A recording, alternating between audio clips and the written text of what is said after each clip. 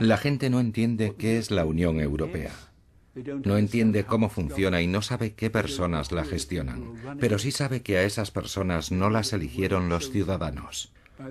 Por eso, cuando los resultados distan de ser perfectos, la gente dice, ¿quién tiene la culpa? Y no se sabe quién porque no se conoce a esas personas.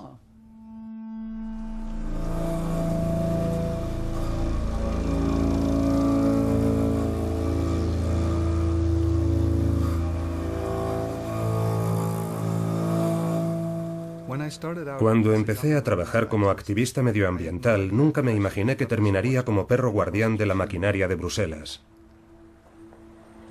Pero me quedé asombrado al descubrir lo frágil que es el proceso de adopción de decisiones y al comprobar lo fácil que es manipularlo.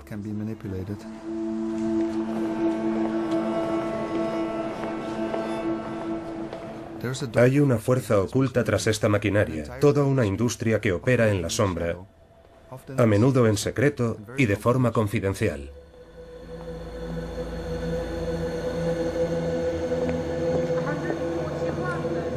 Es la industria de los lobbies o grupos de presión.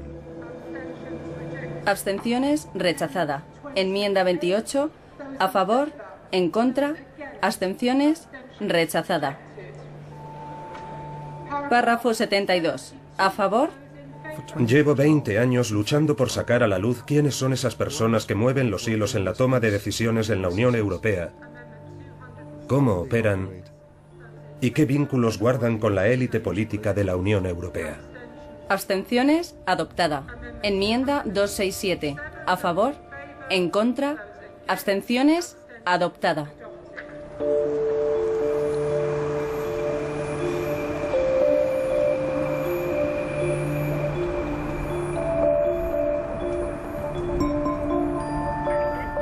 ¿Hola? Sí, buenas noches.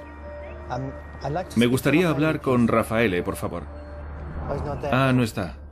Bueno, entonces me gustaría dejarle un mensaje para mañana. Simplemente me gustaría confirmar la reunión que hemos fijado. Soy el señor Kerneis, Pascal Kerneis, K-R-N-E-I-S. Sí, del Foro Europeo de Servicios. El ESF, sí. Tenemos una reunión mañana y hoy no he tenido tiempo de confirmarla. Simplemente era por eso. ¿Bien? ¿Sí? Muchas gracias. Hasta luego.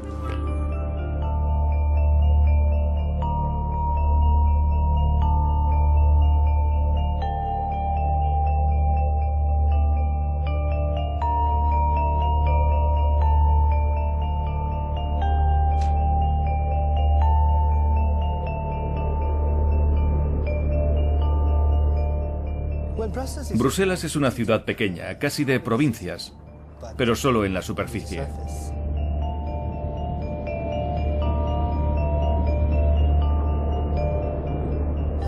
Cuando la conoces a fondo, descubres que aquí se cuece todo. Bruselas es el corazón de los negocios, es donde se legisla. Creo que el 80% de las normativas que afectan directamente a la vida cotidiana de los ciudadanos europeos se inicia aquí, en Bruselas. En la Plaza Schuman, el epicentro del poder político en Europa, se encuentra la Comisión Europea. Al lado el Consejo y alrededor de la plaza las oficinas de los grupos de presión, la mayoría de los cuales pertenecen a grandes corporaciones multinacionales. Y también es posible encontrarlas en todas las calles que rodean al Parlamento Europeo. Allí están las sedes de los grupos de presión de las grandes corporaciones. En las oficinas de esta zona se gestan las actividades de los lobbies de la industria. En Bruselas se concentran 2.500 estructuras de este tipo, integradas por 15.000 personas. Es la segunda industria de grupos de presión más grande del mundo, solo superada por la de Washington, D.C. El proceso legislativo de la Unión Europea es complicado. Pasa por muchas etapas. Empieza en la Comisión Europea, que adopta nuevas iniciativas para que se legisle sobre ellas, y a continuación pasa por las otras instituciones, el Parlamento y el Consejo de Ministros. Desde el mismo momento en que la Comisión Europea da sus primeros pasos en el desarrollo de nueva legislación sobre nuevas políticas, la industria también quiere estar ahí para ejercer su influencia.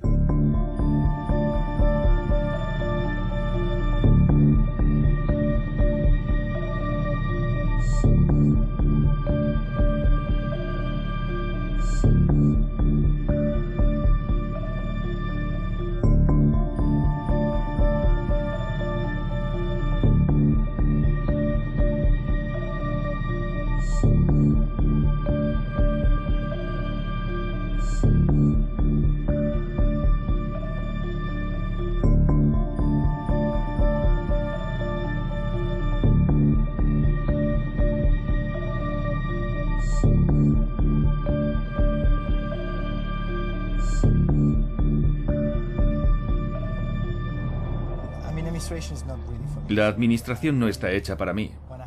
Así que en cuanto tuve la posibilidad de trabajar para el sector privado, en el que yo mismo decidiría qué hacer, pensé que aquello me iba mucho más.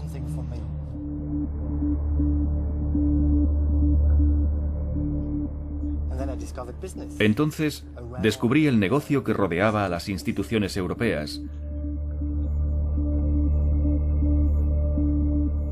y empecé a participar en los grupos de presión.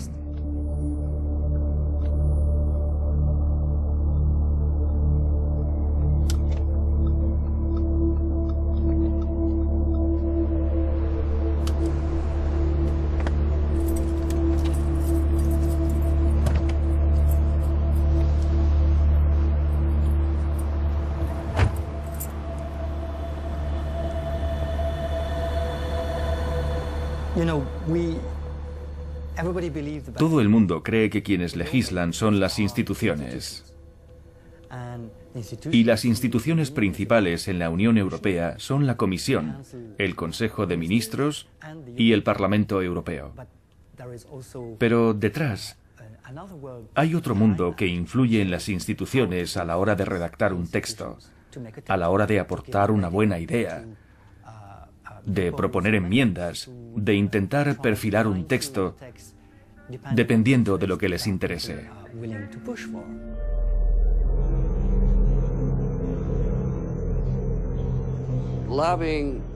Originariamente, los grupos de presión tenían una connotación positiva.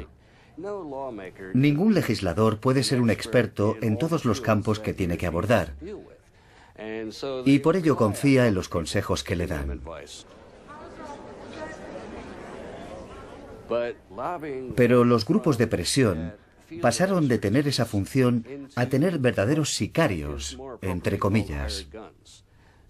Es decir, que puede que ahora una persona no sea experta en un tema que tiene que abordar, pero recibe dinero de clientes que quieren que defienda unos objetivos concretos. Lo que los hace tan eficaces es que muchos de estos sicarios se convierten en los llamados usuarios habituales de puertas giratorias. Es decir, gente que estaba en el gobierno, que luego sale del gobierno y que empieza a trabajar para personas con las que tenía asuntos pendientes cuando estaba en el gobierno. Entonces es cuando podemos hablar de corrupción, cuando se da el factor monetario, cuando se combina los integrantes de los grupos de presión con el dinero y los legisladores. Ahí es cuando aparece el problema de la corrupción. Abstenciones, queda adoptada. Y a continuación la votación de la resolución legislativa para la que hay 2 enmiendas. Enmienda 266. A favor. En contra, abstenciones, adoptada. Enmienda 267, a favor, en contra, abstenciones, adoptada. Enmienda 268, a favor, en contra. A mediados de los 90 nos topamos con muchos ejemplos de políticas europeas que fueron controladas por grupos de presión de la industria. Pensamos, aquí hay un problema de base, la influencia de las industrias es excesiva, y decidimos establecer un grupo para documentar ejemplos y empezar a desarrollar una estrategia que fuera reduciendo esta masiva influencia. Así empezó todo.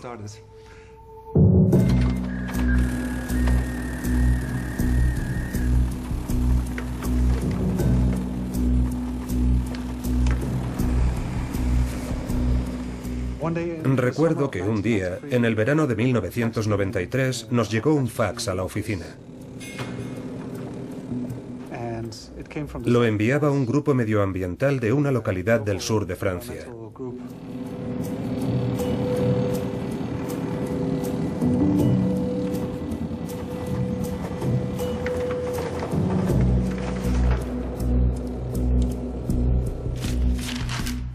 Peleaban para que no se construyera una autopista que atravesaría un valle en la zona en la que vivían, en el Valle de Aspe, una zona muy hermosa y muy importante desde el punto de vista ecológico. Aquel grupo nos preguntó si sabíamos algo más acerca de qué papel desempeñaba la Unión Europea y en concreto la Comisión Europea en el proyecto de la autopista. Así que empezamos a investigar.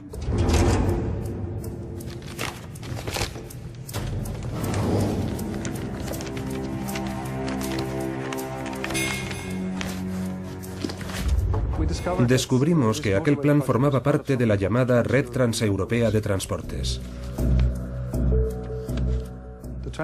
Se trataba del proyecto de infraestructura más grande de la historia, con un presupuesto estimado de 400.000 millones de euros.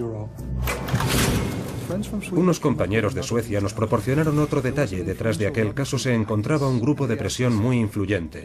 Nos dijeron, ¿os suena la Mesa Redonda Europea de Industriales, la ERT? No me sonaba. Indagué, pero en nuestro archivo no encontramos nada. Así que me zambullí en el desconocido mundo de la prensa de los negocios, en periódicos como el Financial Times, el Economist o periódicos alemanes, y encontramos una referencia a un informe novedoso que había sido publicado recientemente, titulado Reformando Europa. Sonaba interesante y solicitamos aquel informe a la sede de la Mesa Redonda Europea. En la solicitud mencionamos que el objetivo era de investigación.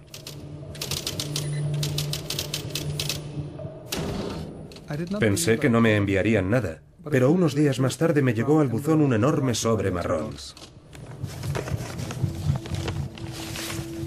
Contenía 3 informes: Eslabones perdidos, Redes perdidas y Remodelando Europa. Cogí las 2 primeras publicaciones y noté algo raro en ellas. Me resultaban familiares. El Eurotúnel, la conexión escandinava, el corredor de los Pirineos. Acudí al archivo.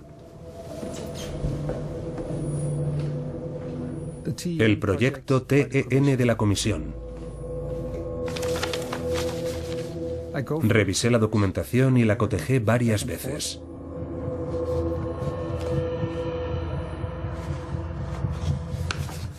¡Qué similitud tan sorprendente! Los proyectos eran casi idénticos. La Comisión parecía haber copiado y pegado las propuestas de la Mesa Redonda Europea. La curiosidad era superior a mis fuerzas. Abrí Remodelando Europa. Se mencionaba una reunión en Dublín, 45 empresarios, todos ellos de multinacionales con un volumen de negocios de miles de millones de euros. Empresas como Fiat, Lafarge, British Petroleum, Hess, Nestlé, Siemens, Shell, Unilever y otras muchas. Todas ellas apoyaban lo que se decía en el libro. Los autores eran 3 empresarios: Jérôme Monod, Per Gyllenhammar y Vissdecker. Por entonces yo vivía en Países Bajos y conocía a Vissdecker. Era el director de Philips, una de las empresas más grandes del país. Per Gyllenhammar era el jefe de Volvo, la empresa de automóviles, y Jérôme Monod estaba al frente de Lyonnaise des Eaux, una enorme multinacional francesa del sector de aguas. Es decir, que los autores de aquel informe eran 3 responsables de algunas de las empresas más importantes de Europa. Era un manifiesto político escrito por líderes industriales.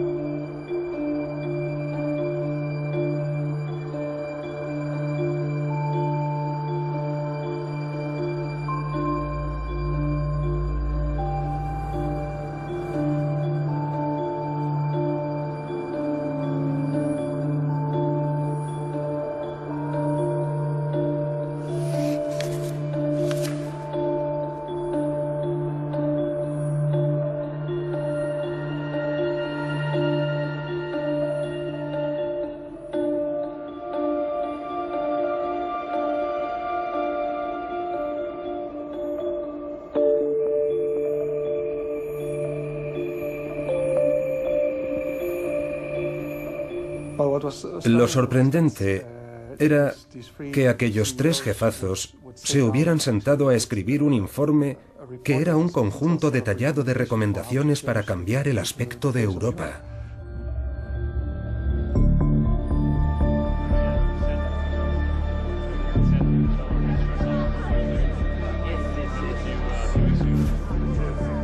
Ministro, Pascal Kerneis, del Foro Europeo de Servicios. Terminé de trabajar en la comisión en abril de 1990. Y decidí que el mejor sitio donde podía estar era donde estuviera el dinero. Así que me marché a la Federación Bancaria Europea y empecé a trabajar como miembro de un grupo de presión. Es del gabinete de la señora Ashton, Edward Banneman. Y aquella persona es Guido Houben, que solía estar en el gabinete del señor Mandelson.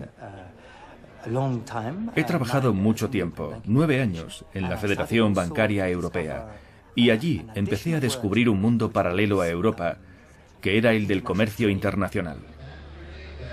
Comisaria. Me alegro de verle. Muchas gracias. ¿Cómo está? Christopher Taxel, presidente del ESF. Encantado, soy el presidente de la empresa. Y gracias por lo de Corea. Ya ve, está aquí toda nuestra industria aunando fuerzas. Para formar parte de un grupo de presión, uno necesita tener muchos contactos. Yo podría hablar de un entorno de 100 personas que son cruciales en mi trabajo. Hola, Pascal Kerneis, del Foro Europeo de Servicios. Me alegro de verle por aquí. ¡Qué sorpresa! Un gran compromiso. Mi trabajo consiste en establecer redes, en hacer de facilitador, de embajador. Y si uno quiere ser embajador, tiene que saber con quién debe hablar. Represento aproximadamente al 80% de todos los exportadores e importadores de servicios. En volumen de negocios, eso significa el 50% del PIB de la Unión Europea. No creo en la suerte. Sí, es un factor más. Pero la mayor parte de las veces, la suerte hay que provocarla. Y luego es cuestión de aprovecharla cuando aparece la oportunidad.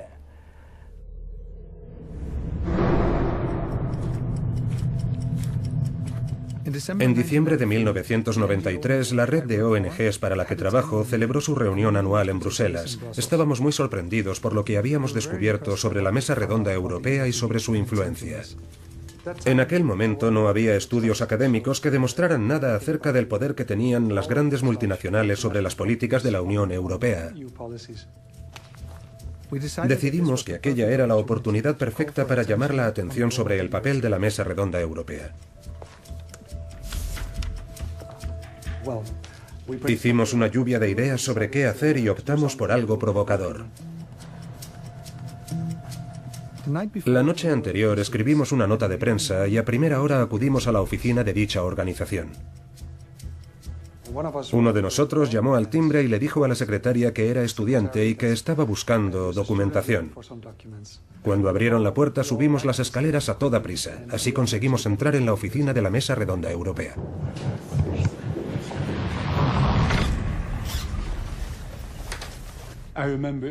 Lo recuerdo perfectamente. Aquel día estaba en una reunión y a media mañana entré en mi oficina y me topé con carteles colgando y con muchas caras desconocidas.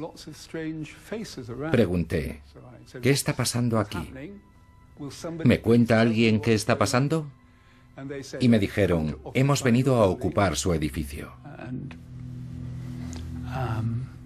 Probablemente estaban buscando un enfrentamiento o quizá querían que yo llamara a la policía, que viniera y los echara, pero aquello no me parecía buena idea. Coincidió que en ese momento teníamos prevista una comida de oficina, así que me llevé a todo mi equipo y los dejé allí. Nos sorprendió la reacción de la Mesa Redonda Europea. Se metieron en una sala, supuestamente se pusieron a hablar sobre qué hacer y decidieron marcharse. Lo que hicimos fue usar su lista de prensa y mandamos por fax la nota de prensa a los medios internacionales. Esperábamos que la ocupación de aquel oscuro pero muy poderoso grupo de presión empresarial despertara el interés de los medios. Pero las cosas no salieron como esperábamos. Creo que hablamos solo con un periódico y que un único programa de radio mostró interés, pero el resto nada. No sabíamos cuándo regresaría el personal de la Mesa Redonda Europea. Habían dejado a la vista documentos de posicionamiento político y un archivo perfectamente organizado. Decidimos actuar con rapidez y fotocopiar todo lo que nos diera tiempo. Entre aquellos documentos se encontraban cartas y peticiones de esta organización a gobiernos europeos y a la Comisión Europea, y también las respuestas. Leyéndolos, era posible comprobar el alcance que tenían y la increíble influencia que poseían.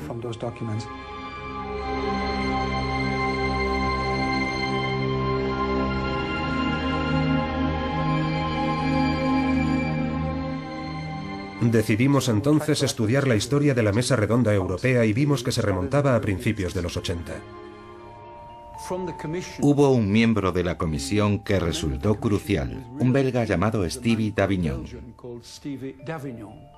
Tenía bagaje diplomático y empresarial y entendió la necesidad. Dijo, si quiero hablar con la industria europea, ¿a quién tengo que dirigirme?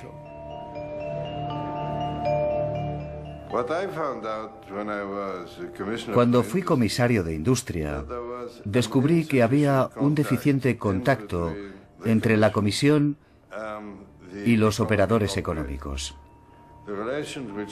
Existía una relación con las federaciones industriales, pero yo diría que en el ámbito oficial, no entre unas personas que eran responsables de los negocios individuales. Eso lo eché en falta. Así que decidimos establecer un grupo de industriales que posteriormente pasaría a llamarse Mesa Redonda Europea para tener la capacidad de escuchar a los directores de las empresas.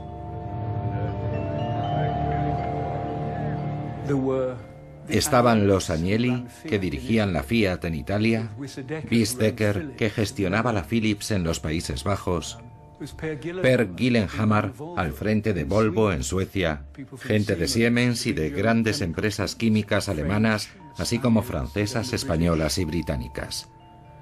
Un número reducido de personas que gestionaban las empresas más grandes de Europa y que estaban dispuestas a hablar con los responsables de la maquinaria gubernamental europea sobre temas importantes de políticas.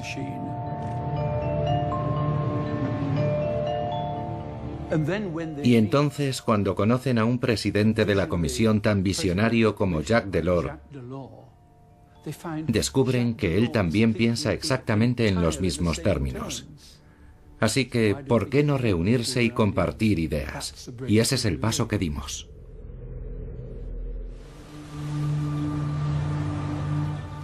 Soy mediador. Supongo que es una buena palabra para describir la actividad que desarrollo.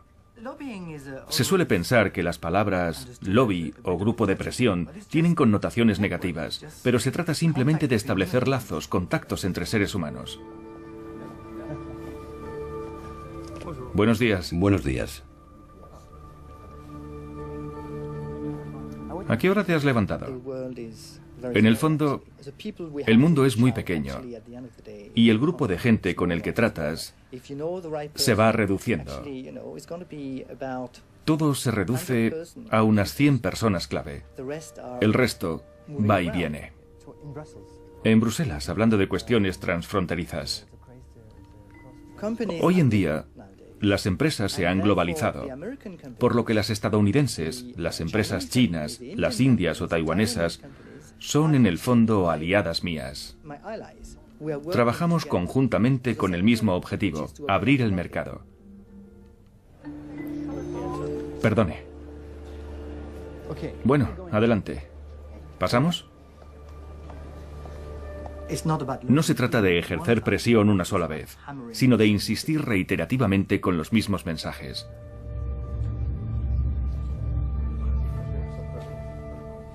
Hay que pensar a largo plazo, pero tampoco pienso que con mi trabajo vaya a cambiar el mundo mañana.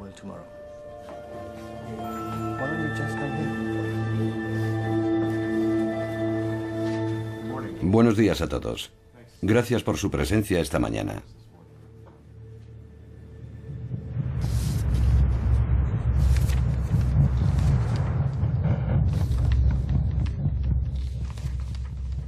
La Unión Europea nació en el año 1993. Nos la habían vendido como un proyecto político. Pero la correspondencia que encontramos en diciembre señalaba en una dirección totalmente distinta.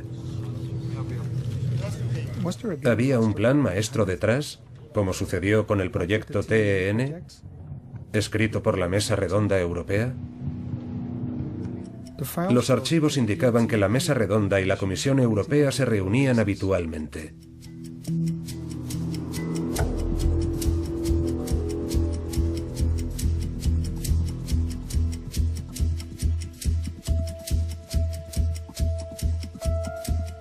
El tono era increíblemente jovial e informal. No obstante, el contacto se había mantenido en total secretismo. La Mesa Redonda Europea y la Comisión Europea trabajaban codo con codo. En 1984 sale a la luz Eslabones Perdidos e inmediatamente después la Comisión Europea establece un grupo de trabajo con la Mesa Redonda Europea exactamente sobre esa cuestión. En enero de 1985, Vizdeker, presidente de Philips, presenta su Europa 1990 y su plan de acción para el mercado único. 10 días más tarde, Jacques Delors, el nuevo presidente de la Comisión Europea, da un discurso sobre el mercado único en el Parlamento Europeo que parece un calco del discurso de Becker. Señor presidente, damas y caballeros diputados. En junio de 1985, Lord Cockfield, vicepresidente de la Comisión, publica el famoso Libro Blanco del Mercado Único, un copia y pega del plan de Becker.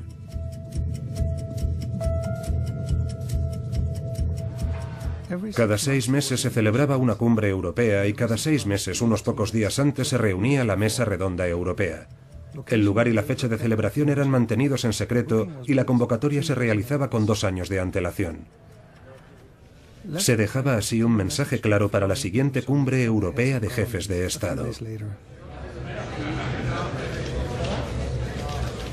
Adoptar el mercado único, la unión monetaria, proyectos de infraestructura, un mercado laboral flexible, desregularización, reducción de los servicios públicos, medidas de austeridad y otros mensajes. Su programa neoliberal al completo. Nuestra impresión quedó confirmada por una experta estadounidense que también intervino, Maria Green Coles. Me interesaba hacer algo sobre Europa y sobre la Unión. Empecé a hablar con algunos de los presidentes de las empresas y con los gerentes de asuntos corporativos para preguntarles qué había pasado. Y entre todos se fue completando la historia. Luego conocí a Keith Richardson. Keith y yo hablábamos de muchas cosas y me daba ideas. Luego me iba y hablaba con otra gente y volvía con más preguntas. A veces Keith tenía la respuesta y otras veces no. Al final, creo que ya la 7ª vez que nos vimos, le dije, creo que ya puedo escribir sobre esto y organizar entrevistas, pero quiero ver esos documentos. Keith me dijo, tienes un montón de cajas de cartón en el sótano de la Mesa Redonda Europea. No las hemos abierto, son de los primeros años. En su día guardamos directamente ahí el material. Yo, claro, me ilusioné y pensé, esta es la mía.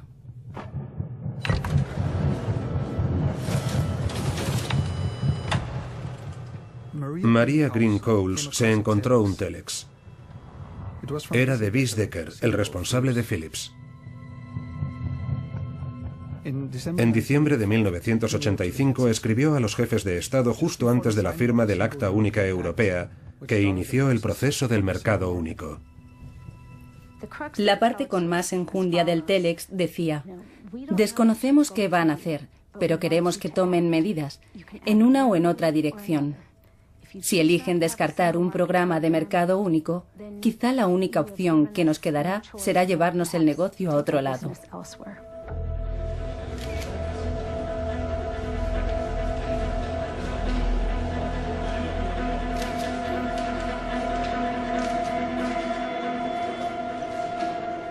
Aquello era una amenaza clara. La Mesa Redonda Europea representaba el 60% de la producción industrial de Europa Occidental. Era un chantaje. ¿Por qué ningún gobierno dijo nada sobre el Telex de Decker o sobre las demás amenazas posteriores? Eran representantes elegidos por nosotros.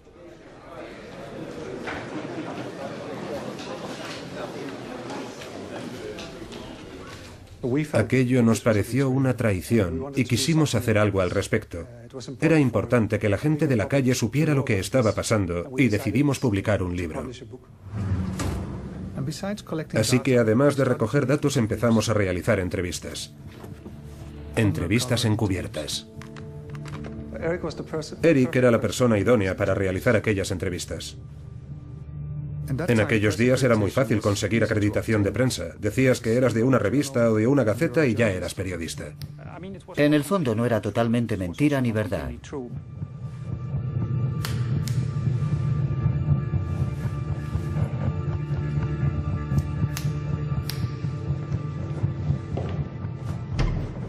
A mediados de los 90, la Mesa Redonda Europea era una más de los 2000 grupos de presión de Bruselas.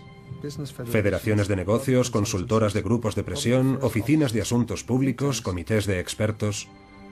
Empezamos a zambullirnos en el mundo de los grupos de presión. Al final, en la primavera de 1997, reunimos los resultados de nuestras investigaciones y entrevistas en un único informe titulado Europa Sociedad Anónima. Programamos su publicación para la Gran Cumbre Europea de Ámsterdam. Allí estarían todos los medios de comunicación. Estábamos entusiasmados. Habíamos preparado el lanzamiento del libro y media hora antes empezaron a llegar los primeros amigos. Pero apenas aparecieron medios de comunicación. Así que, lamentablemente, nuestro primer evento público pasó casi desapercibido para el público. Sí, fue decepcionante.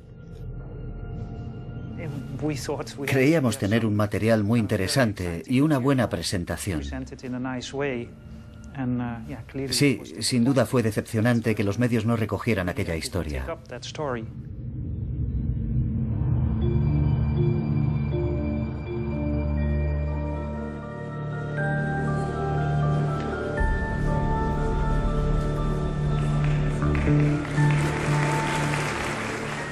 Acabamos de concluir la apertura de mercado y el ejercicio de redacción de normativa más ambicioso, el fortalecimiento del sistema de mercado multilateral basado en una normativa. Y quizá lo más importante, hemos establecido una organización mundial del comercio más fuerte y con una base más amplia.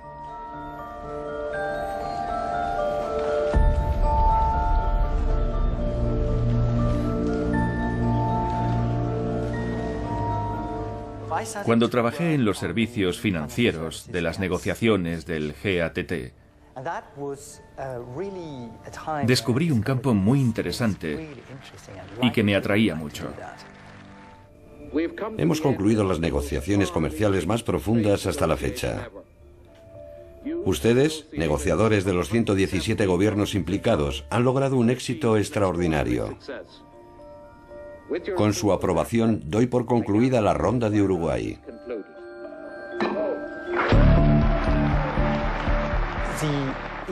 El mercado interno de la Unión Europea se estaba convirtiendo en un mercado muy importante y rico, con un alto PIB per cápita.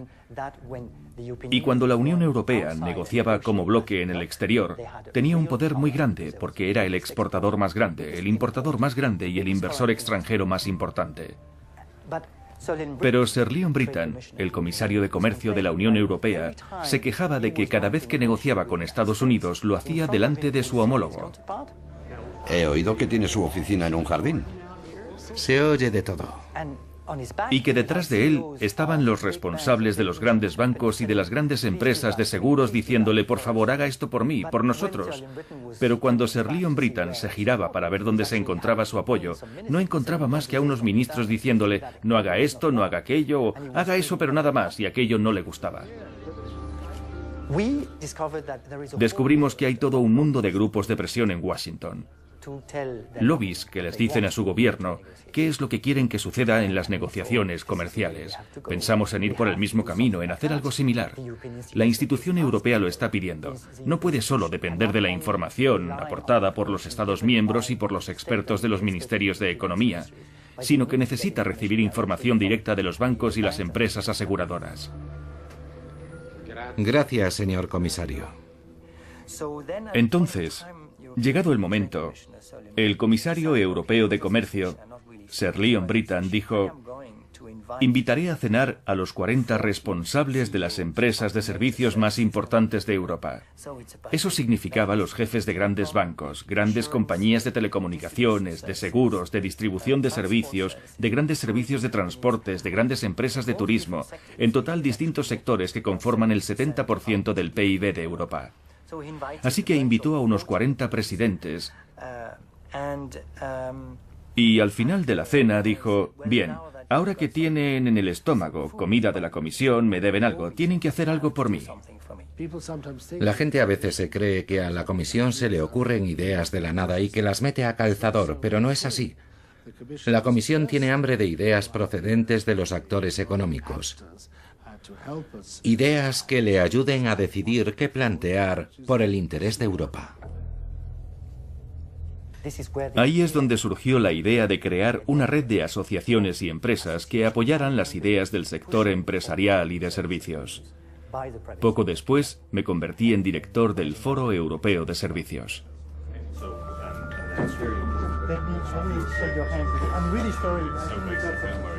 En enero de 1999 dispusimos de 11 meses para preparar la conferencia de Seattle, la primera conferencia ministerial de la Organización Mundial de Comercio tras la creación de esta organización en 1994, y la idea era que aquella reunión pusiera en marcha la ronda del milenio por la que tanto había luchado Sir Leon Brittan.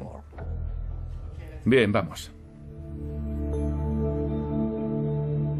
Sir Leon Brittan nunca llegó a Seattle.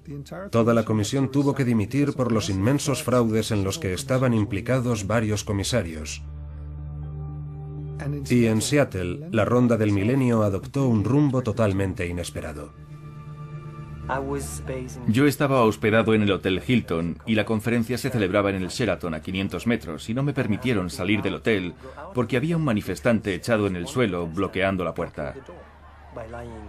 A su lado estaba un policía y le pregunté: ¿puedo salir, por favor? Me gustaría acudir a mi trabajo.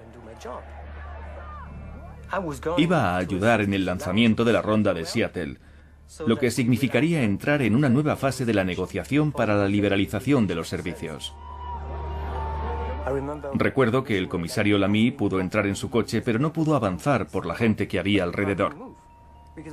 Ningún policía dijo: por favor, aléjense 5 metros para que esta gente tan importante pueda hacer su trabajo.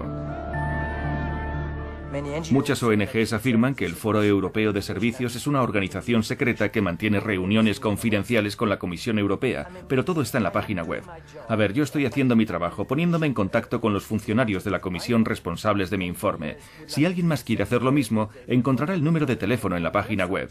En el fondo no estoy haciendo más que mi trabajo, nada más, pero si la Comisión tiene un vínculo con el Foro Europeo de Servicios, es porque la Comisión está abierta a recibir información por parte de los sectores de servicios antes de empezar las negociaciones, porque de eso se trata en el fondo. Los negocios los hacen las empresas, no las ONGs.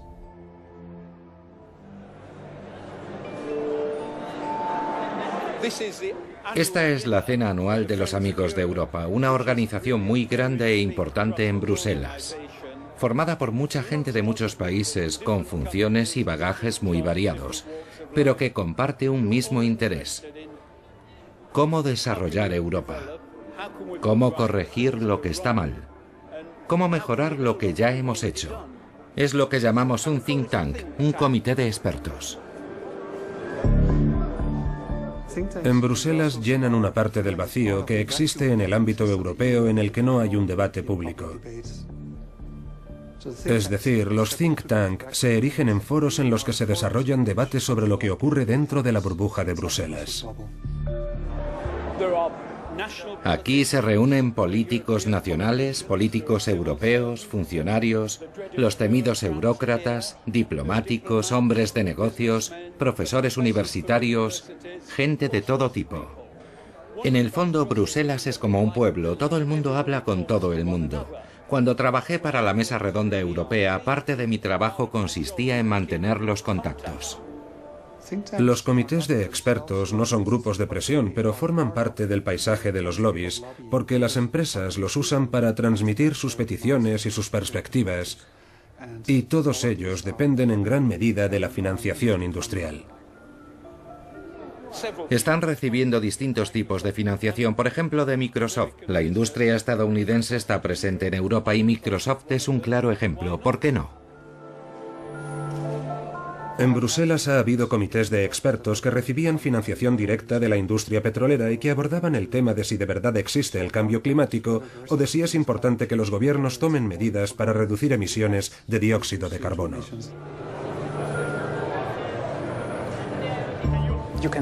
Es posible fundar institutos de investigación para disponer de medios de investigación que fortalezcan tu posición. O es posible poner en marcha campañas de comunicación masivas e inundar los medios con tu información. También se crean falsas ONGs, como sucedió durante la gran batalla sobre la ley de patentes de software.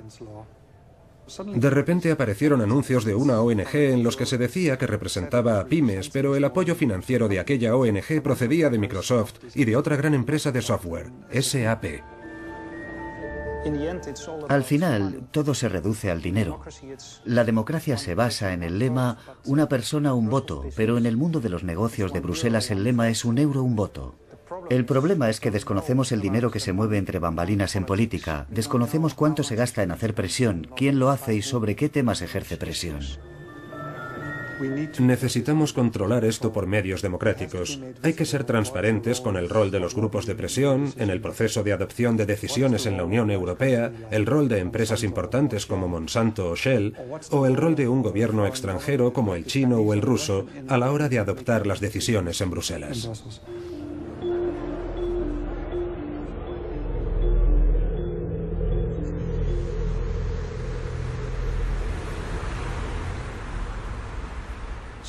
Una de mis primeras intervenciones ante la Comisión Europea resultó una experiencia muy reveladora. Me interrumpió un comisario y dijo: «Entendemos que ha tenido usted un problema en Estados Unidos con respecto a actividades de grupos de presión, pero estamos en Bruselas, en Europa, y aquí no existe esa actividad». Entonces, comprendí que la ingenuidad no conoce fronteras. La respuesta más eficaz que pude dar fue: «Vale, admito que muchos de los integrantes de los grandes grupos de presión de Washington y muchos profesionales de los grupos de presión empresarial de Estados Unidos en general pueden ser corruptos, pero sé que todos los grandes lobbies de Estados Unidos tienen oficina en Bruselas. Así que estamos en su territorio, en Europa. Y si cree que somos tan corruptibles y corruptos, ¿no quiere saber quiénes somos, quién nos paga y qué queremos que hagan por nosotros?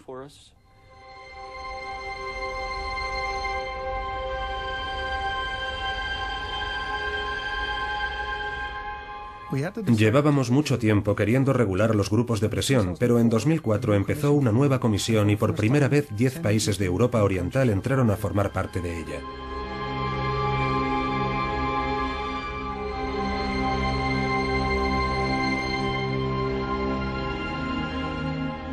Cuando empezó a funcionar la primera comisión Barroso en el otoño de 2004, escribimos una carta abierta al presidente José Manuel Barroso, firmada por más de 50 ONGs.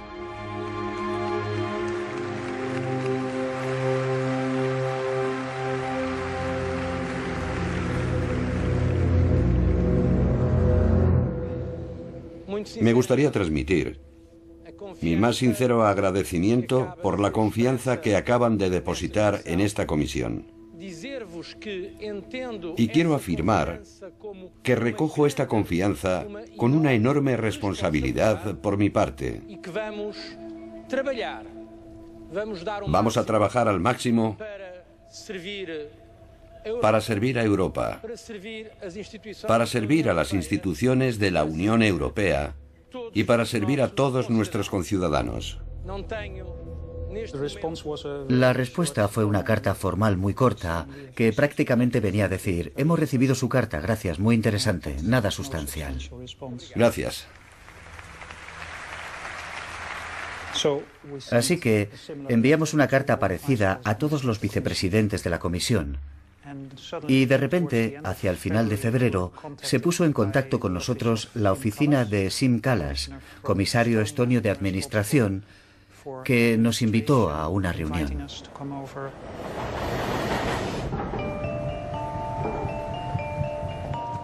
Así que fuimos al despacho del señor Kallas, que estaba en una de las últimas plantas. No sabíamos qué esperar de aquella reunión. Nunca se había dirigido a nosotros ningún comisario, así que estábamos muy entusiasmados. Nos recibió Siim Kallas en persona y uno de los miembros de su gabinete. El señor Kallas llevaba en la mano un folleto y nos sonrió. Era la guía de Bruselas de Lobby Planet, una mirada irónica y crítica a la industria de los grupos de presión en la Unión Europea, escrita por Eric, por mí y por otros colegas. Cuando empecé mis funciones como comisario de administración, comprobé que había una enorme sospecha sobrevolando la adopción de decisiones en la Unión Europea. Inmediatamente me propuse el objetivo de reducir aquellas sospechas. El señor Kallas nos dijo que iba a poner en marcha una iniciativa europea a favor de la transparencia y rápidamente vimos que aquella era una gran oportunidad política. Siim Kallas era un recién llegado a los negocios de Bruselas, por lo que conocía de primera mano qué opinaba el ciudadano de a pie sobre Bruselas y se involucró con la cuestión de la industria de los grupos de presión. La Comisión Europea está convencida de que las actividades de las partes interesadas son legítimas y ofrecen una información valiosa en el proceso de la adopción de decisiones, pero las cosas tienen que desarrollarse de forma transparente. La Comisión considera que es importante saber quiénes son las partes interesadas, qué intereses representan y cuáles son los antecedentes financieros. Me esforcé mucho en redactar aquel discurso y en él perfilé todos los principios que se deberían aplicar en la iniciativa a favor de la transparencia. Indudablemente, se topó con un gran entusiasmo y desencadenó reacciones contrastadas. Cuando un abogado es un abogado y cuando un abogado trabaja en un grupo de presión. Un poco más de control sobre nosotros mismos no perjudicaría la reputación que tenemos entre nuestros votantes. La transparencia no tiene que impedir nuestro contacto con la vida, con los grupos de interés o los grupos de no interés. Gracias, estoy seguro que el comisario Kallas lo entiende. Cuando la Unión Europea empezó a sopesar la iniciativa europea a favor de la transparencia, buscó información acerca de situaciones similares en Estados Unidos. Y a consecuencia de eso, tuve que testificar unas 6 veces ante la Comisión Europea y el Parlamento Europeo. Para ser sincero, me impresionó Siim Kallas cuando empecé a trabajar para él en la Comisión Europea. Siim Kallas ayudó a canalizar el significado de la necesidad de transparencia. Al principio, era muy insistente acerca de establecer un sistema obligatorio de transparencia con el objetivo de lograr una transparencia total, pero a mitad del proceso se topó de bruces con las realidades políticas.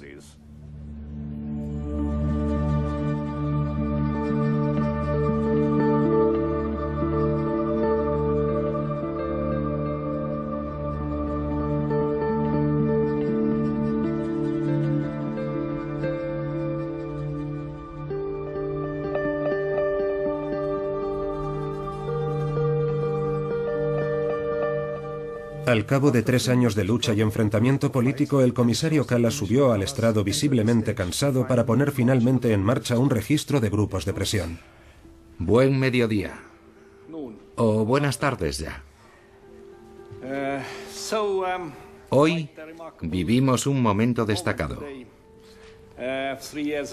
Hace 3 años propuse establecer un registro de grupos de presión para fomentar la transparencia y la legitimidad acerca del proceso de adopción de decisiones en la Unión Europea. Y hoy se abre ese registro. Hemos propuesto la solución voluntaria porque estaba y estoy convencido de que es lo mejor para todos. Y creo que hoy es un momento muy importante de cambio cultural con respecto a este aspecto de la adopción de decisiones en las instituciones europeas. Siim Kallas introdujo un sistema voluntario oponiéndose a las recomendaciones de las ONGs y de los expertos. Era lo que creía más conveniente. Llevábamos más de 2 años intentando averiguar quién había obstaculizado la intención original de Siim Kallas. ¿Fueron otros comisarios? ¿La secretaría de la comisión? ¿Los propios miembros de los grupos de presión?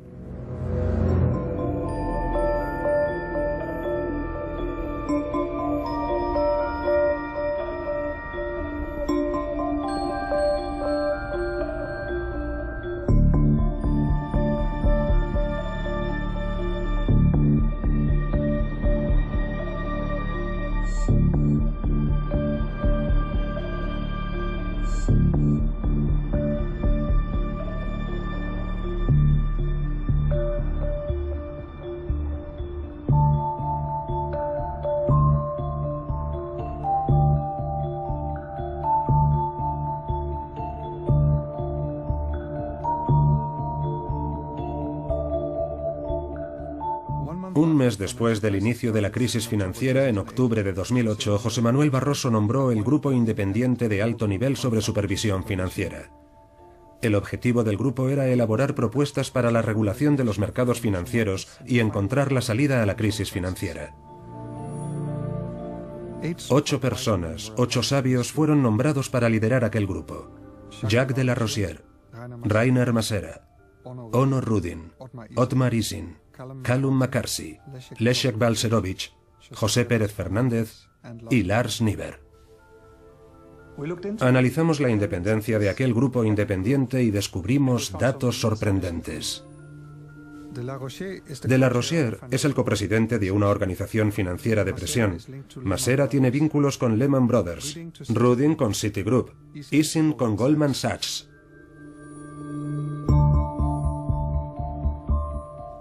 McCarthy, Niber y Balcerowicz son importantes desreguladores, y Pérez Fernández ofrece inteligencia de mercado financiero a grandes bancos. 3 de los 8 estaban directamente vinculados con bancos estadounidenses, todos ellos directamente involucrados en el origen de la crisis.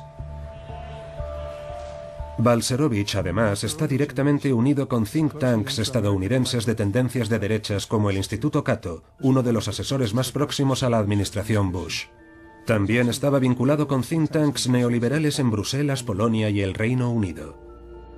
Ni uno solo de estos sabios estaba a favor de una regulación estricta, ni uno solo era verdaderamente independiente, y la influencia que tuvieron estos 8 sabios a la hora de superar la crisis financiera fue de 0. Lo más destacado que pasó fue que el flujo de dinero público a los bancos fue muy grande. Gracias.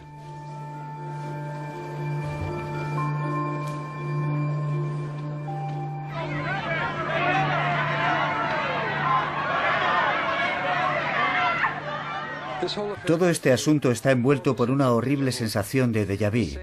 Las mismas instituciones financieras que fueron rescatadas con el dinero de los contribuyentes están enriqueciéndose ahora con la desgracia de Grecia, mientras que esos mismos contribuyentes están pagando el peaje en los grandes recortes que han sufrido sus salarios y sus servicios sociales.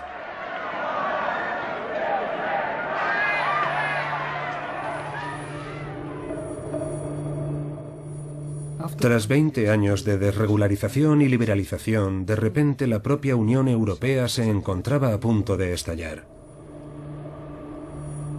Lo que está en juego no es solo la Unión Europea, sino también la democracia y el futuro de los valores que tanto apreciamos. ¿Era esto lo que habían querido los europeos originariamente? ¿Acaso era tan ingenuo tener un sueño europeo?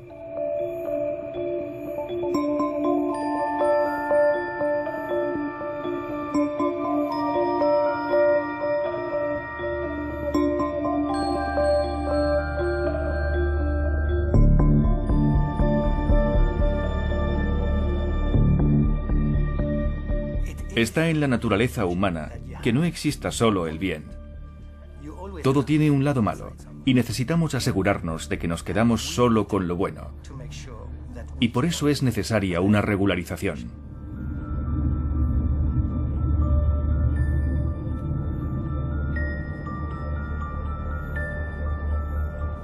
Vivir en una sociedad implica que existan unas leyes, porque de otra manera la gente irá a una velocidad excesiva por la autopista sin respetar a los demás, porque imperará la ley del más fuerte. Está en la naturaleza humana. Si hemos llegado hasta aquí y hemos logrado vivir en armonía, ha sido gracias a crear una legislación, una autoridad que todo el mundo debe respetar.